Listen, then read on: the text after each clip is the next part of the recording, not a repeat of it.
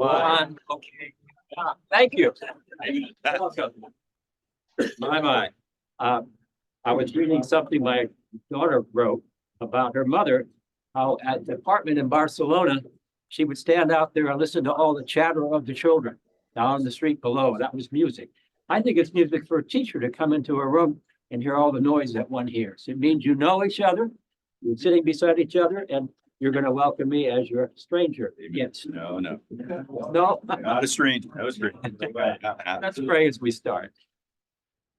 Lord, we've gathered from many places with many experiences. Help us to focus our thinking and our feelings with one another and with you as we try to understand a little bit more about the way you deal with us. In Christ's name, amen. Amen. Okay, this is the most audacious thing we've ever tried to do. You realize just how ridiculous it is? You're going to talk about a book that is massive and complicated. People write their final Old Testament, scholars write their last book. It's a great book on the book of Job. There are so many interesting challenges in it. And I'm not immune to thinking about some of them too. So I start out by just reminding you, okay, I'm giving away the store right there, aren't I? See the title? Okay. That's where Yancey and I might have a little disagreement, but not too much. There's a statement there that is often gotten lost. And it's in God's second round with Job in chapter 40. He asked Job, will you discredit my justice and condemn me just to prove that you are right? That's a pregnant phrase in there that often gets lost as God talks to Job. Think about it. By the way, how many of you, how many of you read the assignment? Okay, you'll get to speak first. Yeah. So, organization. Roadmap. Maybe we don't need one, but let's try and see what we come up with. It has a prologue, narrative, that runs just about not even probably 30 verses, which sets the stage for everything. We all know that, I suspect, the prologue, although looking at it closer might reveal some new things. And then we have the tag team. You ever watch wrestling? They have tag team. One guy reaches out. They have a tag team in Job, don't they? They take turns taking him on, 3-1. Although he does have some words that they don't conquer. And then later on, a young man shows up, trying to figure out where he came from. He doesn't get mentioned once he finishes talking. God steps right in and ignores it. So it's a fascinating one. He's not described as one of the three friends. And then God confronts Job in a few verses. Very fascinating, difficult reading. And then we have an epilogue in which God says, Job spoke right and you guys spoke wrong. That's kind of a puzzle, isn't it, after you read the whole thing through? I like to think of something before I move on, how it struck me. I like to think of the sun and the moon. Job is the moon that reflects the sun. God showers blessings on him. And what does Job do? He prays for his children, that they'll behave themselves and won't be hurt, and all those things that parents do.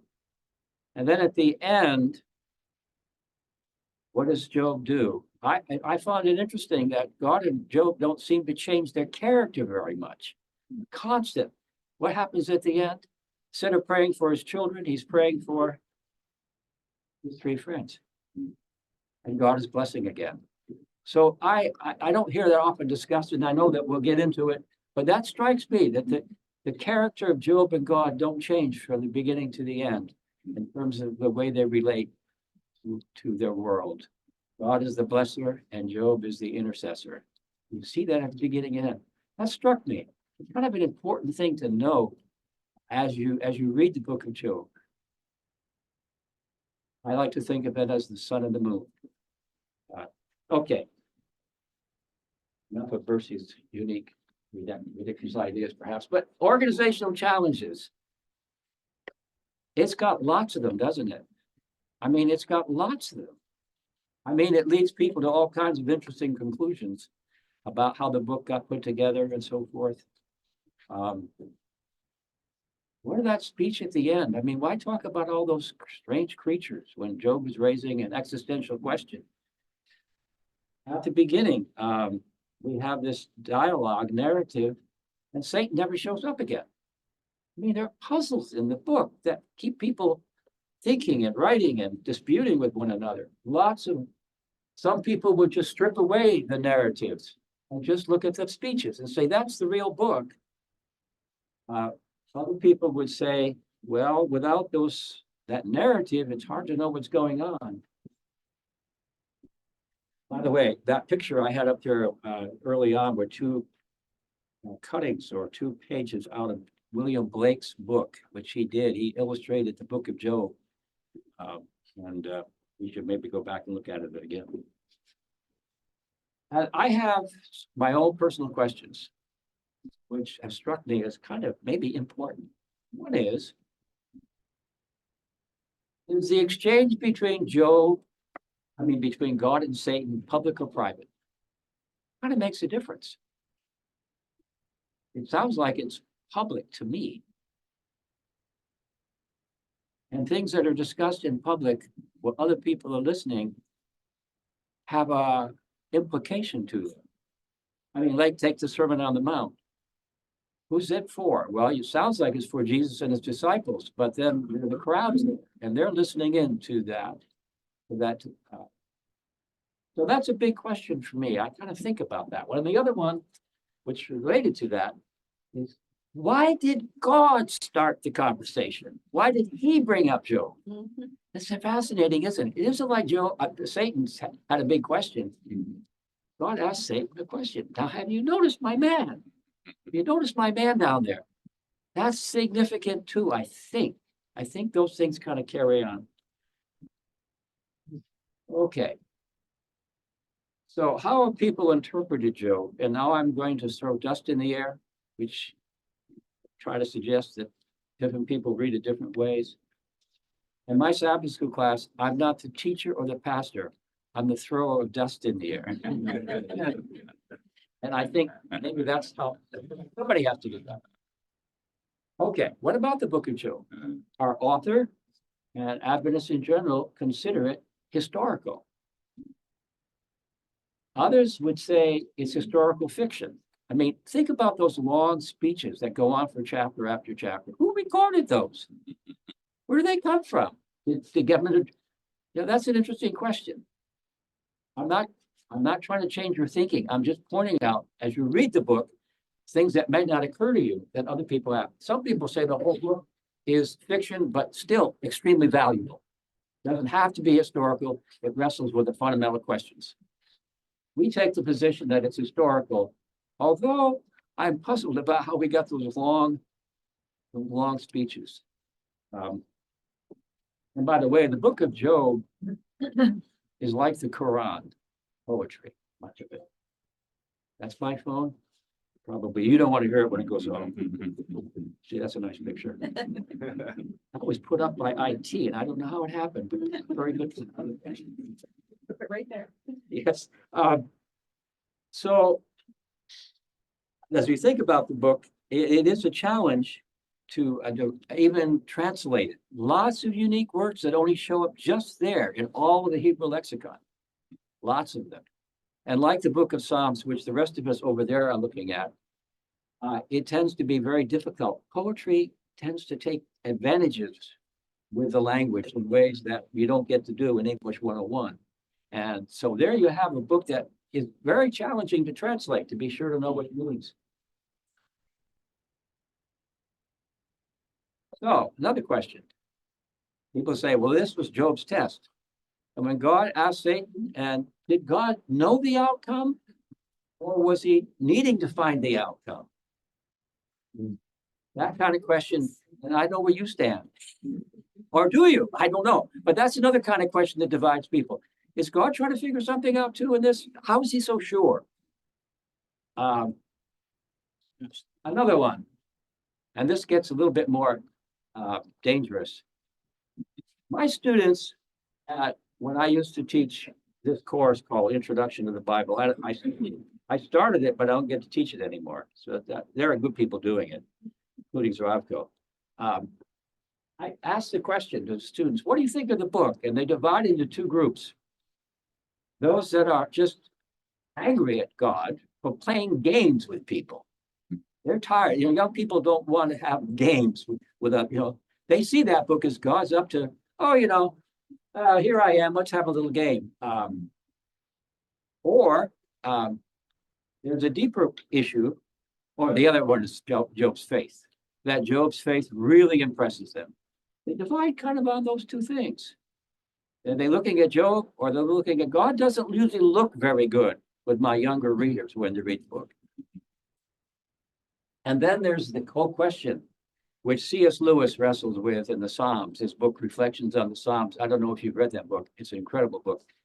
All this stuff about praising God that we have in here and elsewhere.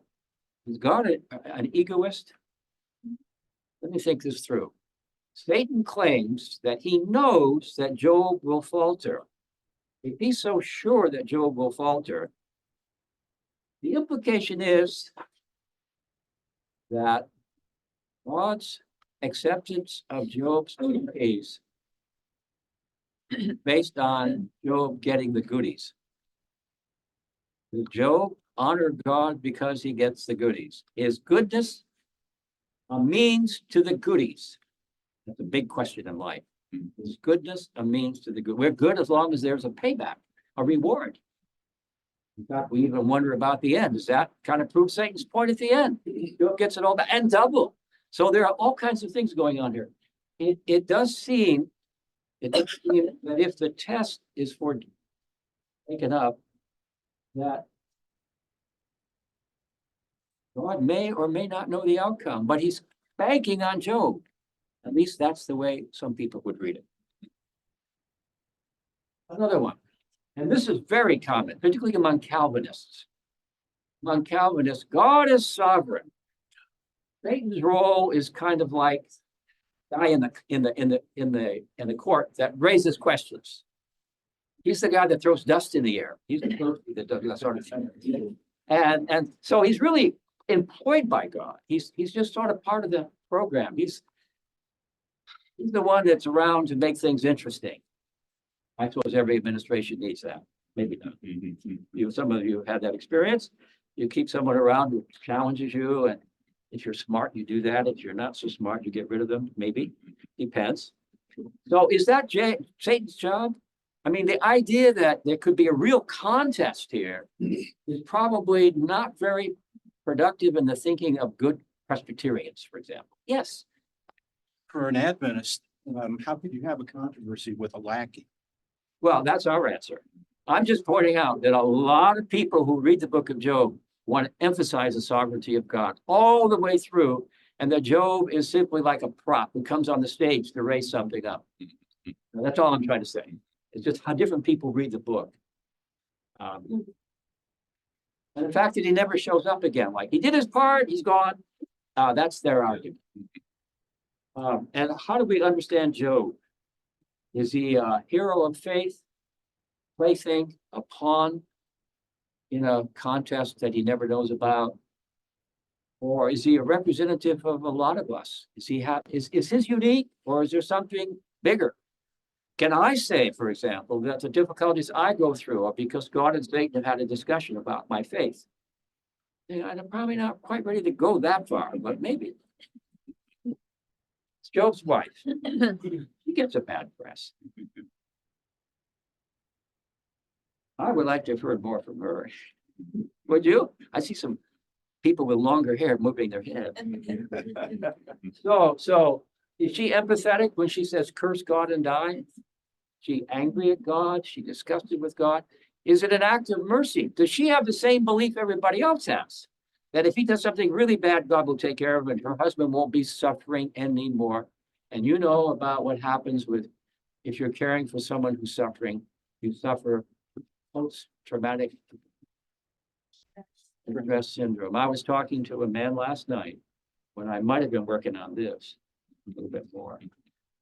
And I won't identify him because I think some of you know him, but he made the claim, having gone through a great deal of suffering observed by a spouse, that people who care for someone who has lost their reasoning powers or their health and pain themselves tend to have a shorter lifespan.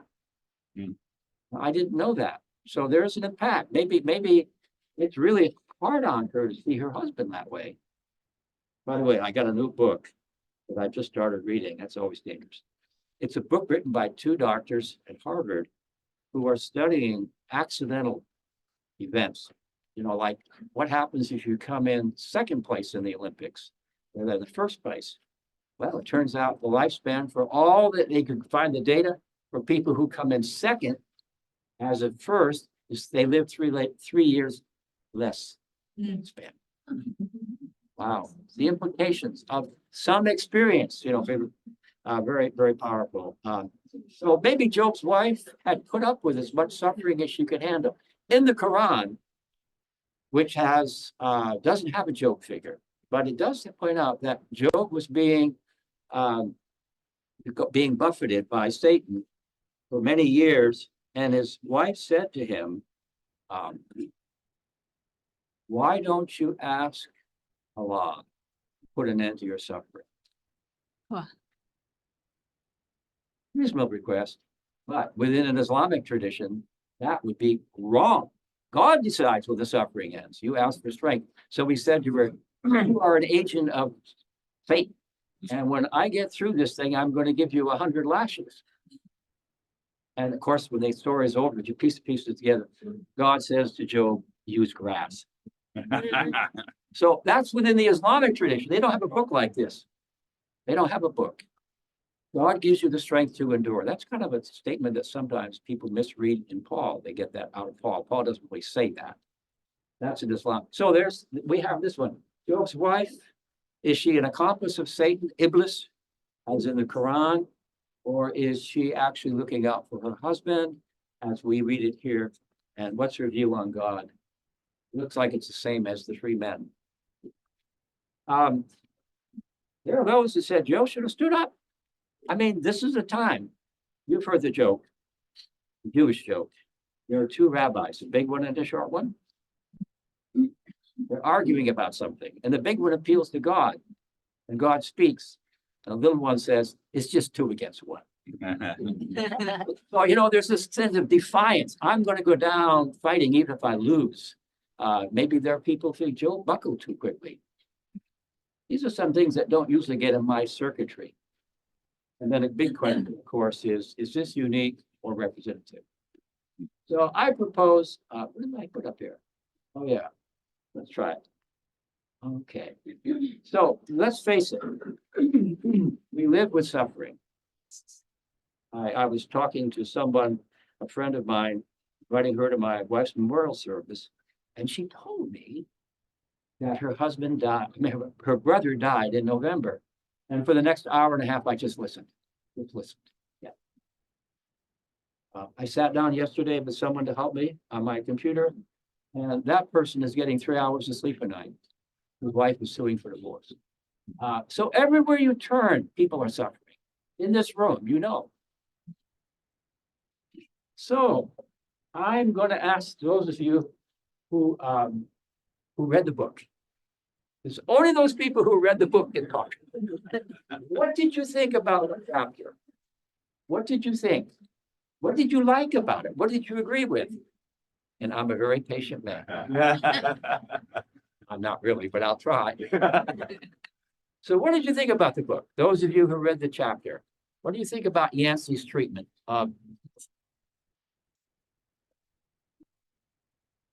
Yes. Thank you. I mean, I didn't like all of it, as you might, We'll come back and talk about that later. But what did you like about it? but he acknowledges what I would call this moral trajectory. And he says explicitly that Job seems to be further along the moral trajectory than the other people. because he's flat out says that, you know, the idea that, hey, if I behave, I get blessed. That's very biblical. You know, you obey me, things are gonna go great. Your crops are gonna flourish. Your women are gonna have children. That's great. That's Joel Osteen, okay? Then you get to the New Testament, it's like, wait a minute, if you follow me, your life's gonna be hell. You better think about this. Yeah, And Job seems to be further along that trajectory. okay, And, yeah. you know, I think the trajectory needs to be projected even further, which is what I don't like about his chapter. Well, we'll talk more about that. Job has a problem with the old position because it isn't working in his case. And by the way, that's probably a life experiences. Think of yourself growing older, wiser. That's what I was trying to say. Growing older, therefore wiser. Some of the things you learned when you were younger don't work with your experience anymore. Right. How many will put their hands up like that? You will. You know, you don't believe things just the same way because it didn't work out that way. You're holding your bet still. Okay. I too had questions, but one thing that struck me was in the postscript, just how we use language. And that I think when my kids ask hard questions about why is this happening in the world? You know, we live in a sinful world. And we know that Christ died for our sins. So I feel like I should use bad things happen not because of sin. Bad things happen because of Satan. And Satan's choice. And so that kind of hit me just in how I use and teach our children, that it's not because of something I did, it's because of what Satan did, which I don't know. I don't know if that's even right, but like, Can you think for a minute? This is his not 10 commandments, but his 10 learning things. Number one is he does try to say it was Satan who proposed this. God didn't propose it. It's Satan that carried it out, not God. So there's a distinction that even he wants to make between God and Satan. They're not just collaborators. because if we say that it's because of sin, then the argument of Joel Osteen does work. Because if we don't sin, good things happen. Well, that's not really how it works. Yeah. I would guess that when we say things happen because of sin, we're really thinking of the cosmic fall. That everything, because of death coming in that sense, yeah. So interesting. That's an interesting point. The argument often is if God allows something, then he's responsible. Job doesn't quite want to do that. I mean, not Job or Job, Philip doesn't quite want to do that. Some more, yes. I didn't read the book. No, you can't talk yet. Thank you. Okay. Those of you who read the book only for the first part, I want to know what you think about Philip Yancey, not about the issues. We're learning about you. You know, I had to go to an Ivy League school to learn how to read. I did not learn how to read all the way through school. I learned to read fast. I learned to devour, but I learned to read when I went to graduate school sympathetically and critically, to sit down beside whoever I was reading and sit beside them and walk with them. And that has changed the way I've read. Yes, cost me a lot of money. I like Yancey's point. The book is not about suffering, it's about faith. So you buy that one too. Okay. He does have a section on suffering at the end. It's about faith. Yes. I mean, I read it. I'm not sure I totally picked up Yancey's thesis, but Here's what you like about the book. I guess I liked that, at least I thought the resolution was that suffering exists and there's still a lot that we don't understand about it and we will never understand it. And so that's kind of what I picked up from the last few pages. So we don't have to understand it. And God's not like a Greek God, like intervening deus ex machina into our lives always. And we're just going to have to be okay with not understanding. I teach world religions. Used to teach it quite a lot now, just through another course. And when I get to the issue of world religion and suffering, I make an audacious statement, which I'll stand behind. I know of no religion that answers all the questions. It's like you pack a suitcase that doesn't all fit in. There's still things hanging out. So I think I would agree. Yes. Doesn't Yancey, with some of his other books, spend a lot of time and energy about where is God when it hurts, where is God when there's pain? And I think I have my facts right. I'm willing to be corrected. He was spared in a major automobile accident in the Colorado mountains, by the grace of God. And I think he's now struggling 20 years after he wrote this book, or 25, with some major health issues.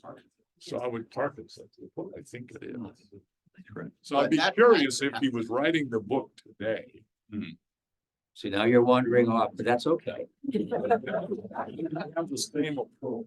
Sure, that's the kind of question. I actually had the privilege of having him speak to my class.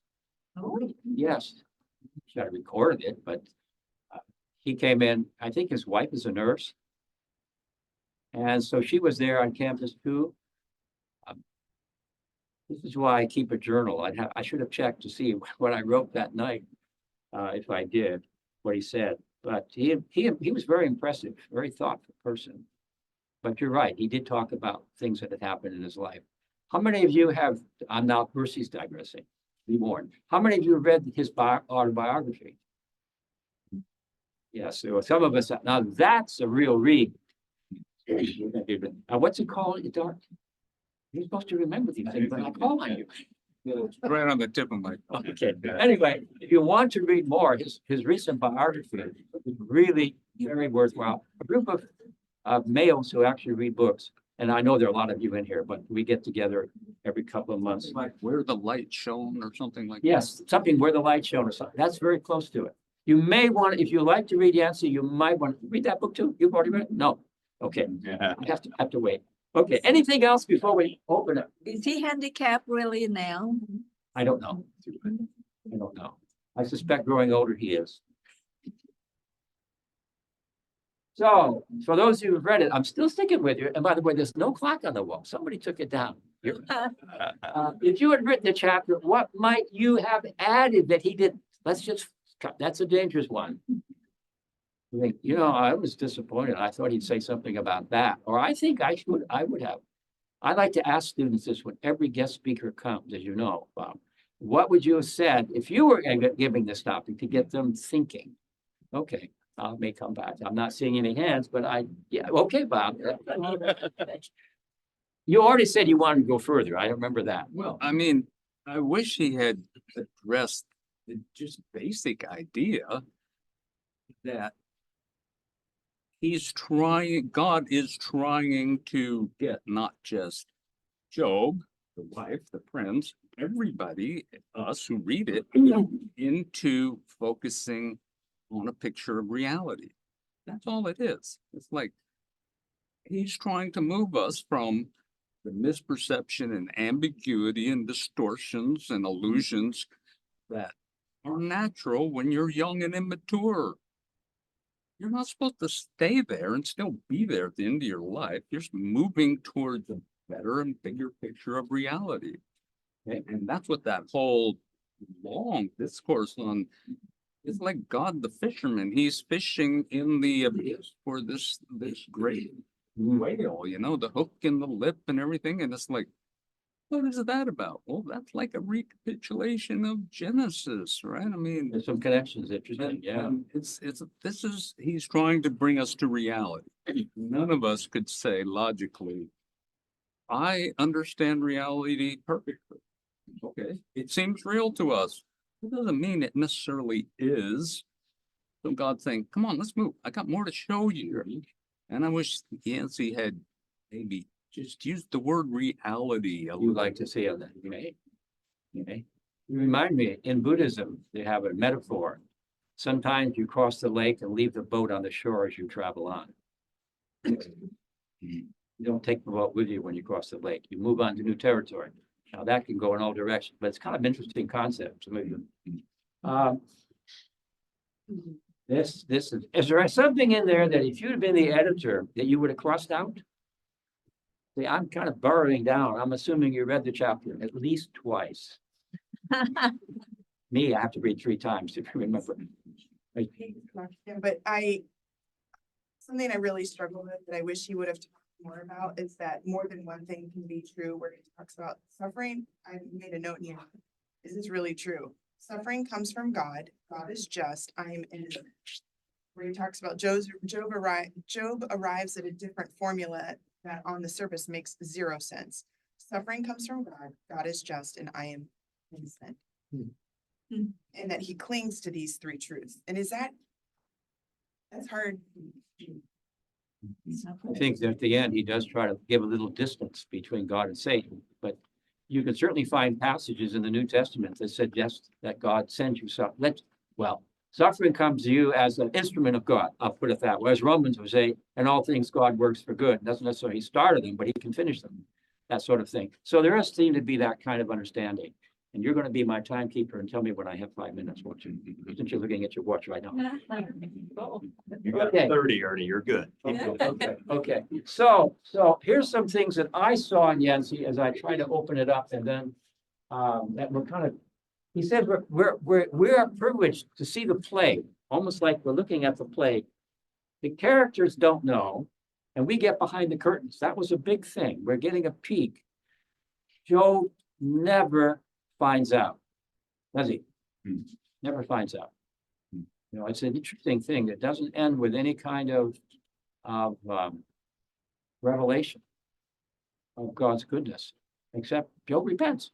And Nancy, I like this. He points out that you don't have to read Bertrand Russell or anybody else who writes about, you know, why I don't believe in God. You can read all the arguments right there in Job, all the unfairness of God. It's all there. I like that statement. Every example of unfairness. You know, I remember sitting one time when my wife was involved with police, sitting there early in her career, and I was starting to teach this course. And I remember going all the way through the book of Job, and I wish I could pull it all out. I wouldn't have time, but all the arguments Job made against God. There was quite a list, you know. I mean, he even bargained. Look at, I'm here to praise you, but if you get rid of me, you won't have me to do that. I mean, these kind of arguments. It's fascinating to read Job, just sometimes just reading Job's words, forgetting his friends.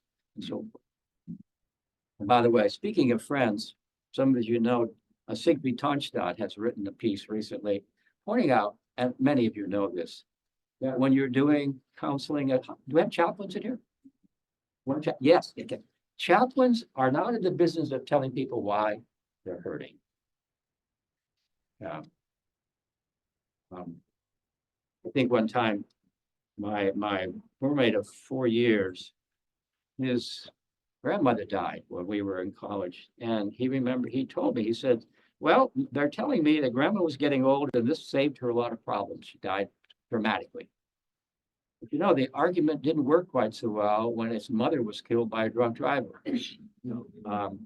So we have to be careful we give reasons. My father went through an intersection at 11:30 in the morning without stopping at the stop sign. And a young man, 19 years old, was driving the adopted child, only adopted child of an older couple, was driving a 3/4-ton truck. Neither of them had their seatbelts on. My father was an emergency medicine physician. He knew better, but he had this truck he got, and the seatbelts didn't work, and he was waiting for them. Anyway, he killed that young man with that collision, never hit his brake. The young man tried to avoid, flipped out of his truck and was killed. It was the most traumatic event in our family's history because my father was at that time a very old man. We were already thinking, what is dad going to do? He's so energetic. He was 64. I'm 82. All perspectives change. Anyway, a year later, we're at the house with mom and dad, and I have three sisters and 2 brothers. And 2 of my sisters, one of whom actually saw his Red Sox lying there on the side of the road. She was a helicopter nurse.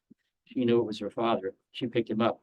She and my other 2 sisters, I don't remember which one was which, but one of them said, you know, what I don't like about it when people talk about dad, they say Satan did it.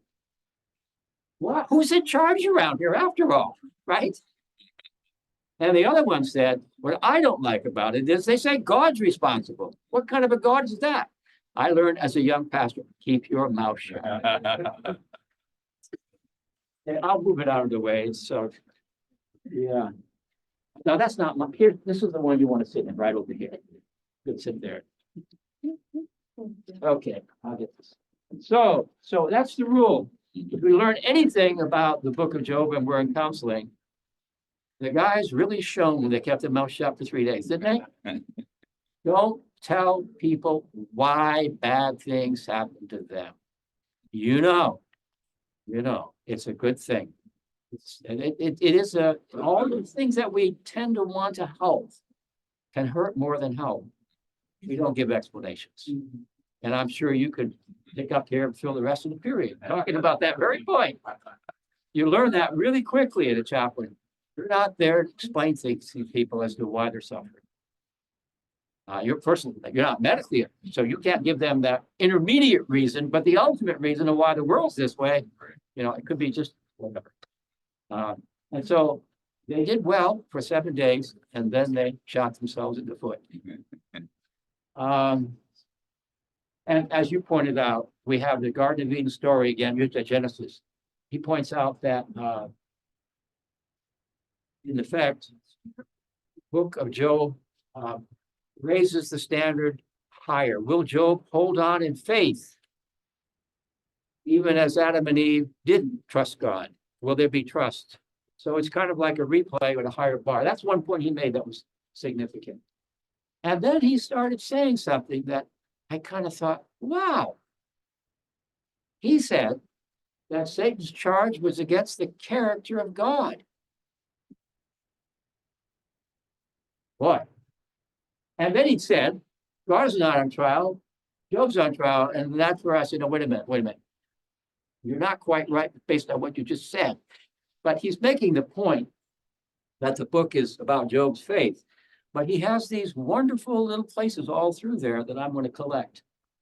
He suggests that Satan is the great behaviorist. Remember that line? That he was the first great behaviorist. If you do this, this is what will happen. So we mold people to get proper outcomes. So yeah, the prosperity gospel, Brother Joel Osteen, which by the way, comes right out of the book of Proverbs. You know that, you've read Proverbs. It sits right next to Ecclesiastes. So they're kind of going like this. Proverbs and Ecclesiastes sit side by side. One says time and chance happen to all, Ecclesiastes. The other one says, in so many words, be good, work hard, and you will be prominent, prosperous, and productive. Procreation, all that stuff. Okay. And then he points out that God is pretty cold. He doesn't say, poor Job. He doesn't offer him any sympathy whatsoever, which is problematic in our culture. We have a culture in which it's very important to express empathy to the other person. And I feel with you. God doesn't feel with Job. At least it doesn't come through that way. No. I'm having fun reading letters of my mother-in-law to her husband and her husband to her. I get all these things in my house. I got to do something with them. All the warmth that she shows, she is very expressive of her love for her husband and so forth. And he's much more brief. I did find 3 letters in the time when he was alone in the house up there in Northern California, while she went south to be there with her daughter, who was expecting her 3rd child. And the letters, he's writing, it's kind of quiet around here. And he's expressing things about, who's going to do this. And it's quite clear that this World War II Navy commander who writes rather briefly about his emotions is expressing in so many ways. He's missing his wife. But, it is interesting that some people are empaths. God is not, apparently he doesn't seem to be an empath here, does he? No. We're glad we have other books in the Bible, like it said that Jesus wept, but that's something he pointed out. Okay. Intriguing thoughts. So this is where I'm kind of getting into something here. He actually said cosmic issues are involved. Let me go through the list of articles. He says God was letting his own reputation ride on the response of a single human being. I don't know how that's not on trial, but anyway, I'll let him have it. Somehow, don't know how, somehow, in a way, the book only suggests and doesn't explain One person's faith made a difference. That to me is the most powerful and enduring lesson of the book of Job. And from that, he tries to extrapolate that we may be in the same case, I think. And he quotes Ephesians, where the whole universe is looking at the community of faith. Job's faith gained for God a great victory over Satan, who had questioned the entire experiment. It almost sounds like, oh, yes, he's Seventh-day Adventist. I mean, you're beginning to say, this is reverberating with what I've been thinking. And then there's this most audacious statement. This gets almost like perfectionistic Adventist theology. God's plan to reverse the fall depends on the faith of those who follow him. I didn't write those words. Yancey did. And I found that absolutely intriguing. Yes, it's about Job's faith, but look at all of that. Look at all of that. Job's faith made a difference for something bigger than a little poker game bet, so to speak. Where we'll see, we don't know how it's going to turn out. We're going to put money on this one. I'm putting money on it. No. Yancey walks all the way from that kind of foolishness and intimates and suggests that in some way, this whole story has cosmic implications. Now, what I found interesting, and I've never quite figured it out, in her treatment of the Bible, my spiritual mother, Ellen White, never did much with Job. And I always thought she should have done more, because I saw here a really significant matter. In other words, this was God's best person. If this one fails, that's the best one. The others aren't going to do any better. So it was really kind of set up from my reading as some kind of something bigger than a game. This is the best person, blameless, without, of course, then Job repents at the end. But you have to think about what else. So look at that. Look at that. Isn't that intriguing? Yes, Bob.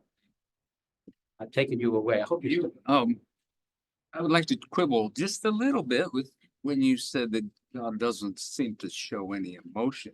It's like he shows up.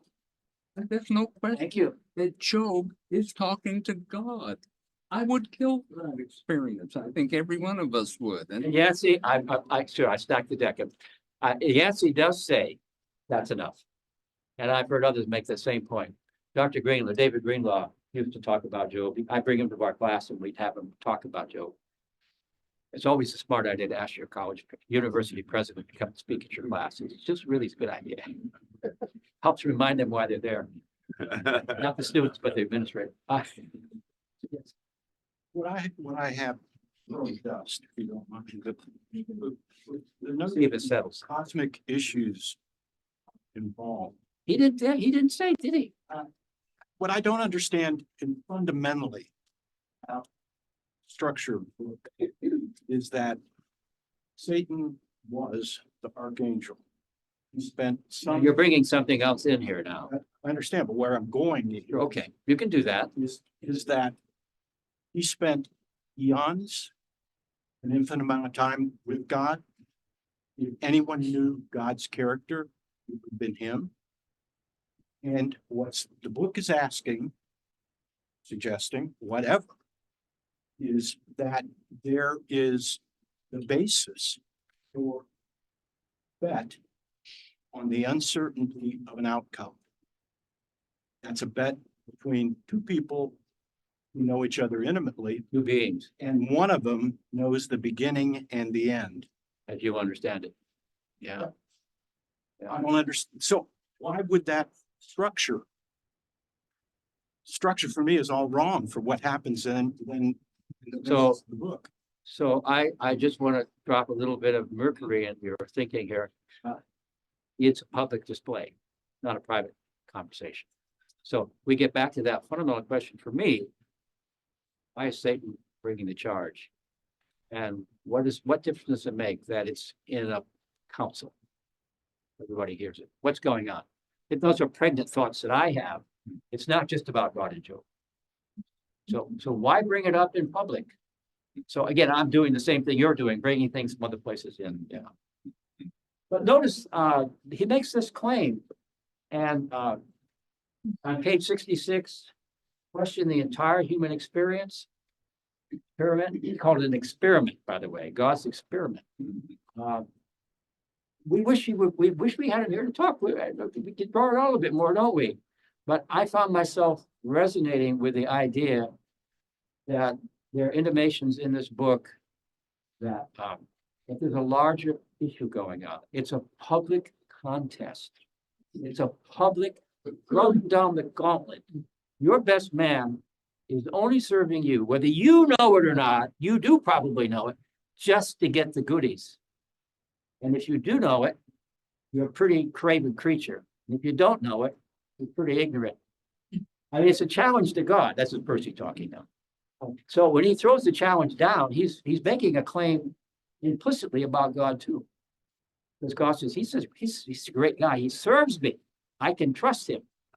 I have faith in Job. And Satan says, it's misplaced, please. It's misplaced. So in a sense, that's a public debate about God, as well as Job. Because God is picking that person out and saying, he's my man. He and I have something going. We have a real relationship. I trust him, he trusts me. And then Satan says, now, I'm taking the story more literally than maybe someone who says it's a work of fiction. Because I'm assuming that that corresponds with what I see elsewhere in the Bible about a controversy, about a warfare. Like, for example, and Yancey pointed that out. Jesus says to his disciples, Jesus is a master exorcist. We have no department of such in our healthcare. But anyway, he was a master exorcist.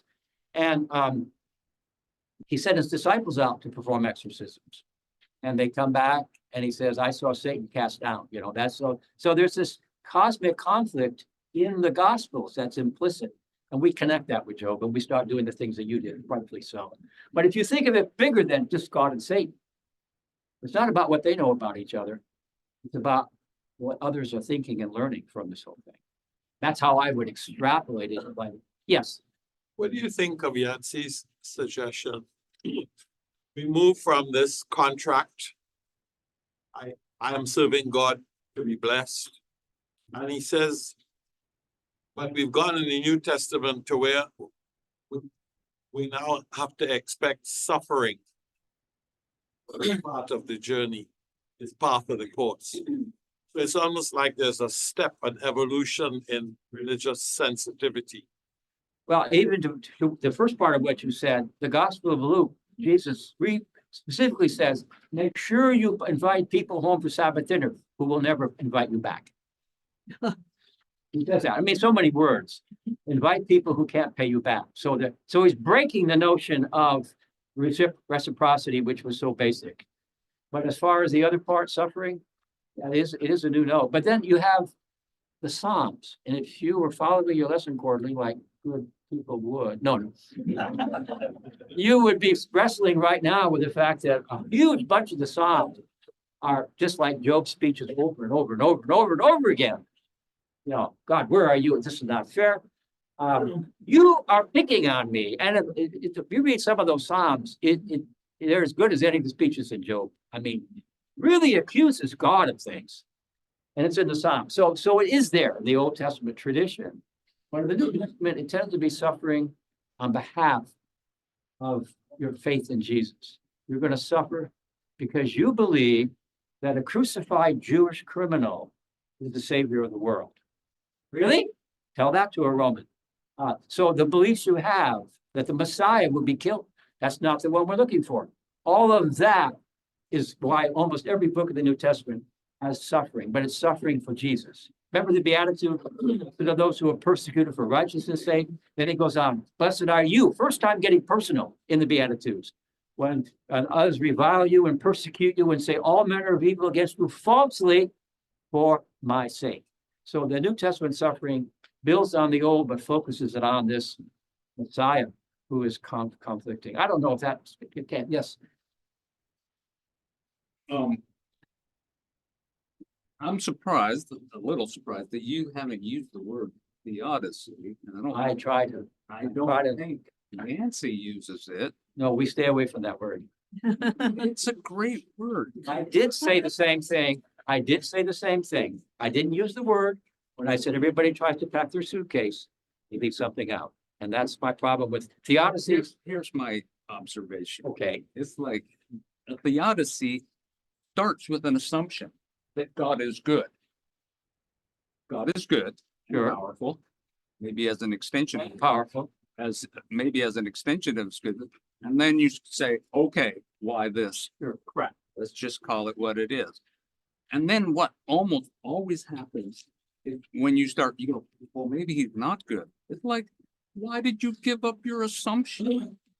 Carry it through to the end.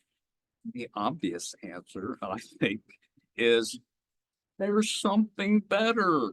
This nastiness is necessary to get to something better. God isn't If through. you don't have the imagination to Yeah. think of something better, then you're stuck. And that is, of course, the New Testament hope. So, I took a peek at my clock here. I 10 minutes. Okay, so I want to just, with time that we have, I don't know how much we have, how much we'll tolerate. Is an Adventist understanding of the conflict compatible with Yancey's assertion? And I'm going to see, I think I'm going to move my head. Yes. Should we add anything to it? Do we know, quote, know more or think we know more than Yancey? His somehow. Yeah. I suspect those of you who listen occasionally to Pine Knoll Sabbath School. Are you familiar with Pine Knoll? Well, let me tell you about Pine Knoll. Graham Maxwell died and left a body of literature, recordings. And people like David Duda, who's the president of the Trans-European Division, and John Pauline, who was the former chair of the Department of Religion at Loma Linda, with a group of people each week look at the lesson a quarter in advance, and the class members come primed to take on issues. And they work from the framework of the great controversy that the greatest issue is the issue of the character of God. You want to hear them, Pine Knoll, P-I-N-E-K-N-O-L-L. And you can go on and hear them. But what's interesting, there is a whole group of Adventists who are very serious about this concept. And they do have persons fairly high up theologically who are discussing. So this idea that often doesn't come up, particularly in Baptist and Presbyterian and other mainline Protestant and evangelicals, that there's a real controversy going on. Instead, in those contexts, there tends to be a lot of emphasis on the sovereignty of God. He's over everything. So Adventists have tended to give Satan a lot more credibility in terms of his influence, ongoing influence, and arguing that to talk about theodicy apart from Satan doesn't make sense. That's kind of an Adventist understanding. It's not just God alone that's doing things. You can do it with God alone. My Presbyterian friends do it very well. But Adventists have bought into the idea with Yancey that God does rely on human beings for things. It's not all predetermined or all scripted. Think about that. It's kind of like saying, we aren't the only ones to think about this. It is biblical to think about the role. Okay, here we go. Okay. Here's a summary of the 10 PSs that he makes about suffering. And you saw that in the last part of the book. Now, I know I don't have time, but I just want to at least toss some things for you to think about. Yes, he almost seems to say that Job has a blind faith. Faith without evidence. He calls it Kierkegaard. Kierkegaard is a great proponent of the leap of faith. And then on the other hand, I grew up with Maxwell that says God never gives you something to do without giving you evidence for it. Does he? Always? What evidence did Job have that he could trust God? And this gets me to Eugene Peterson's point. That if we look at our sufferings as ours, without looking at the history of God's dealing with human beings, we have a very small little piece to look at. And so in some sense, the biblical world is important to give us a perspective about our own suffering, because we tend to play it up so big. And in this particular case, what kind of evidence did Job have that God was good? Oh, and everything up to that point. That was actually God's blessing him. I've answered my own question, but you may want to think about it some more. Does God ask us to exercise faith without giving us evidence that he's trustworthy? Is it? Last night, my son and I were talking about a tragedy that happened. One of my colleagues' daughter was murdered in Washington, D.C. Daryl Bigger. You may know Daryl Bigger. And my son was pointing out that maybe growing up in a sheltered Adventist environment where everybody was nice to you left her very vulnerable. And that they actually did talk during that time with this one particular girl who was just accepted everybody, and she hadn't had any evidence of evil. So that man killed her. So maybe evidence is important, not only to know good, bad, of good, bad, but what kind of evidence did Job have? I would argue his whole life up to that point had been an outpouring of blessing. Why is it when I think of a certain colleague, you get an evaluation and there's not 50 students who think you're great, and one who thinks you're terrible. He's just thinking about that terrible one. I haven't succeeded. Why is it that when we think about things like suffering, we don't always necessarily remember all those years, those memories together, those memories of good things? That's part of the story too. It's almost like it can all be done by something we can't understand. And then, I think about that. I could talk more, but I wouldn't be able. Does restitution at the end kind of make Satan's claim? I mean, after all, he gets 100% on the investment of something. Now I am throwing dust in the air. If it's all rewarded at the end, and you read this, now you know that it will be worth it because there will be a reward at the end. Whatever happened to disinterested benevolence? Does it exist? I should have brought some books here today. I've got a great one called Altruism by a Buddhist who argues that there is such a thing as altruism, that people actually do things when they're not going to get paid for it or feel good about it. The child runs across the street, somebody rushes out there to save them and risk their life. But for a lot of us, it's like, if I don't get a pay out of this thing, because what's in this for me, then maybe I'm not interested. So it is a real challenge. And I think that is one of the fundamental challenges in the book. Is there such a thing as goodness without goodies? I think Job indicated that he, at least, in spite of all that he said or did, held on. Though he slay me, I will trust him. There's some sense in which parents come to understand that sometimes. You care for a child who turns against you and may never come back, but you did it and you do it again. I always thought Job's good at the end could be mixed, because I'm sure he still missed what he lost. Especially those children. Oh my goodness. Now, what did Philip Yancey say about those children? They'll be restored. This is another one of the ways of what you call close reading of the text. Be reunited. And why do you say that? What's the rule? What happened to everything else that he had? Doubled except for the children. The kids, singles. Now, I don't know about Job's wife. How many women was he a bigamist or bigamist? I'm not sure. I mean, the thought of having to deliver all those children again, I mean, good grief. It's true. My father-in-law was one, well, ladies, just think about that. The standard quirk. I'm seeing heads going, no. So the idea is that when you get the lineup, double camels, double sheep, double this, double that, but just the same kids. Carl Koser used to work for me. I taught online course called on the wisdom literature of the Bible. I had a daughter who drowned on a Sabbath crossing a river. And he wrote an article in the review, which I should have brought if I could have thought of finding. about his grief, loss of his daughter, teenage daughter. He pointed to this. He pointed to this, that there was hope that he would see her again, that even in the Old Testament. So see, Yes. without faith in heaven, Or a new earth, the new earth, right, Right. the new Yeah, earth, without that faith, yeah. it wasn't maybe all that great of a gift. But it was a gift because he could see, he knew he would have his first family in the future, so that was faith too.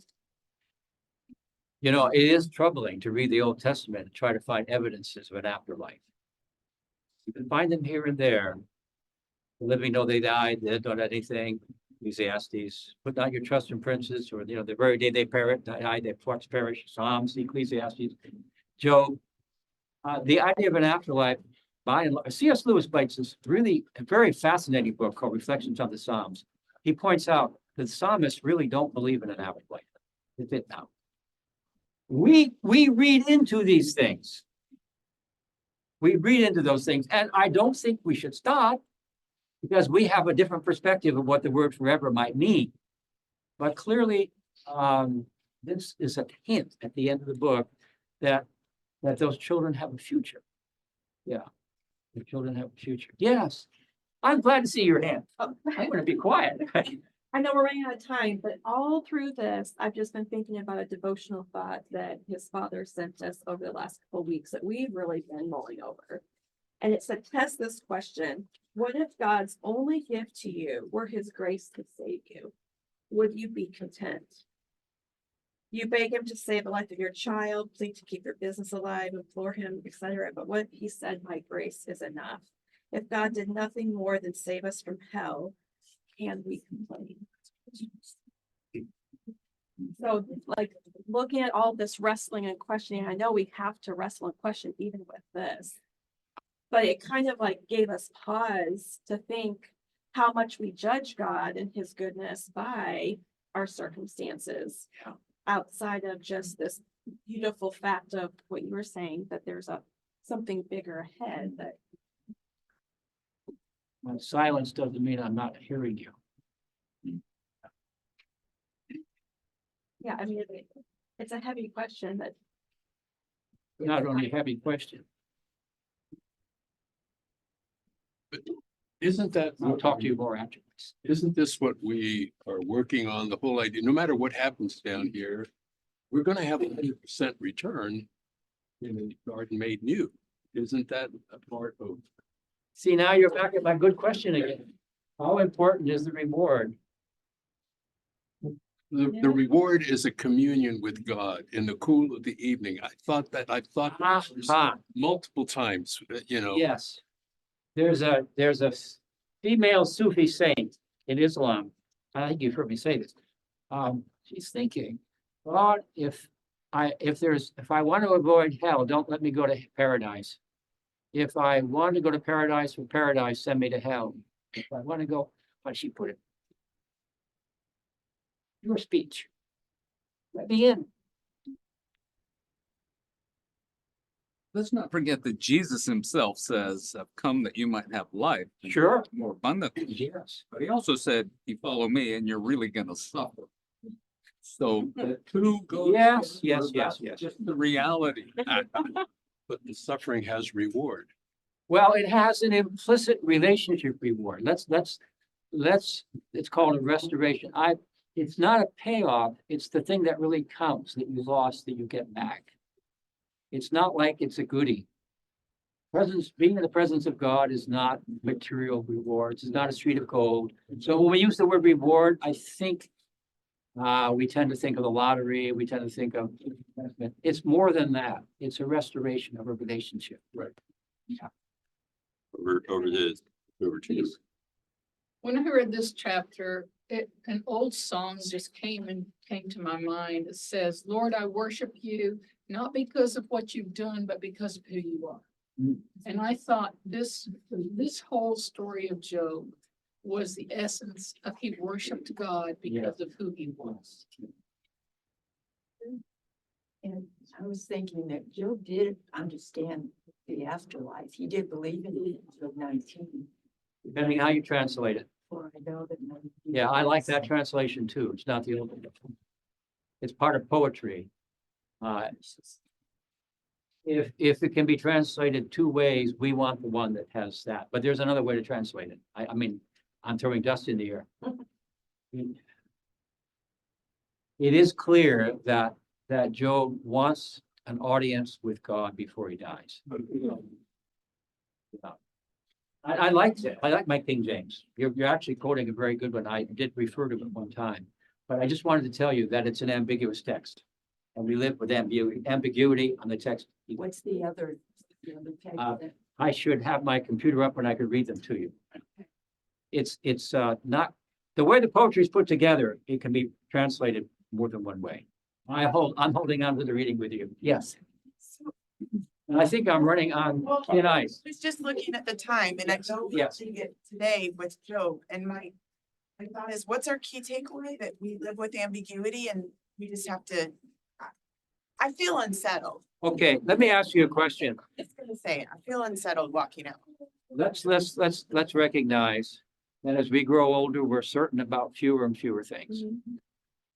What is it you're absolutely certain about? And I think that's an important question. Job never changes his character. Even with all those sores on his body, he cares for his colleagues who have accused him of being a terrible person. God has spoken in so many, but we haven't had a chance to even think about God's speech. I wish we had a whole lot of time. What we take from the book as Christian readers, if you look in the New Testament, is Job's faith and trust. That comes through. You read James, for example.